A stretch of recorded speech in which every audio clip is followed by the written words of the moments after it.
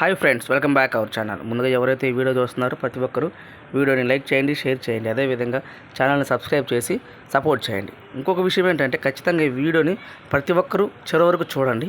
ఒక మంచి మెట్రో అయితే నేను ఈరోజు మీకు చూపించబోతున్నా. అది ఎక్కడంటే తమిళనాడులోని Chennai central, capital of the Tamil Nadu అనమాట.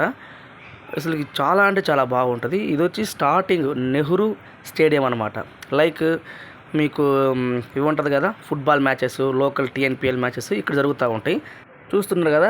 ఇక ఈ బిల్డింగ్ వచ్చేసి గ్రేటర్ చెన్నై కార్పొరేషన్ బిల్డింగ్ అనమాట. చాలా అంటే చాలా బాగుంటుంది.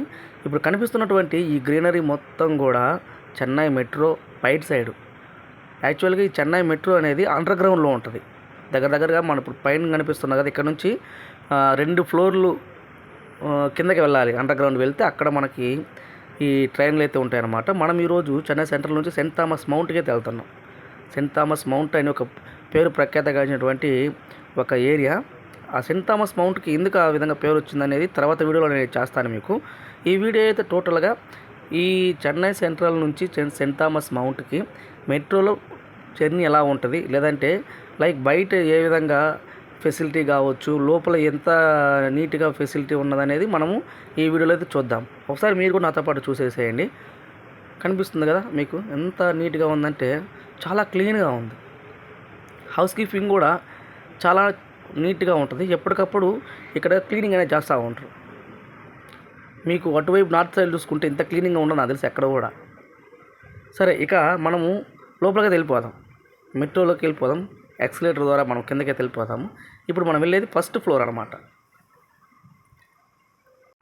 ఇది ఫస్ట్ ఫ్లోరు వెళ్ళిపోతున్నాం. తర్వాత సెకండ్ ఫ్లోర్కి వెళ్ళిపోవాలి మళ్ళీ.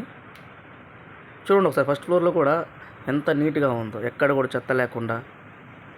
ఒకటి కట్టడం ముఖ్యం కాదు, కట్టిన తర్వాత దాన్ని మెయింటెనెన్స్ చేయడం అనేది చాలా గొప్ప సంగతి. మెయింటెనెన్స్ అనేది ఎప్పుడు కూడా నీట్గా చేయాలి. అది నాకు ఈ మెట్రోలో దగ్గరగా ఈ మెట్రో నాకు తెలిసి 5 years or 6 years బ్యాక్ దీన్ని ఓపెన్ చేశారు. అప్పటి నుంచి కూడా ఇప్పటి వరకు నీట్గా క్లీన్గా ఉంటుంది. అయితే ఇప్పుడు మనం 2వ ఫ్లోర్లోకి వెళ్ళిపోదాం, అండర్ గ్రౌండ్లోకి. ఎస్కలేటర్లు కావచ్చు, లిఫ్ట్లు కావచ్చు, అదేవిధంగా లోపల కాఫీ షాపులు, కొన్ని బేకరీలు అన్నీ అందుబాటులో ఉంటాయి ఇక్కడ. ఫార్మా కావచ్చు, మందులు కావచ్చు, అన్నీ అందుబాటులో ఉంటాయి. అయితే మనం రిసెప్షన్లో నేను టికెట్ కౌంటర్ వీడియో తీయలా. యాక్చువల్గా అది అలౌడ్ లేదన్నారు అక్కడ వీడియో తీయనీలా, అందుకనే వీడియో తీయలా. ఇది వచ్చేసి మెట్రో లోపల ఈ విధంగా ఫుల్ కండిషన్ అనమాట, ఏసీ కండిషను. చాలా అంటే చాలా బాగుంటుంది. హైదరాబాద్లో కూడా మనం మెట్రో చూసాము, బట్ అదంతా ఓపెన్లో కాబట్టి నాకు అంతగా నచ్చలేదని చెప్పకూడదు. వీళ్ళు అండర్ గ్రౌండ్లో కాబట్టి బాగా డెవలప్మెంట్ చేసిండ్రు అంతే. అది టోటల్గా ఓపెన్లో కాబట్టి దాని లుకింగ్ వేరుగా వచ్చింది, దీని లుకింగ్ వేరుగా వచ్చింది.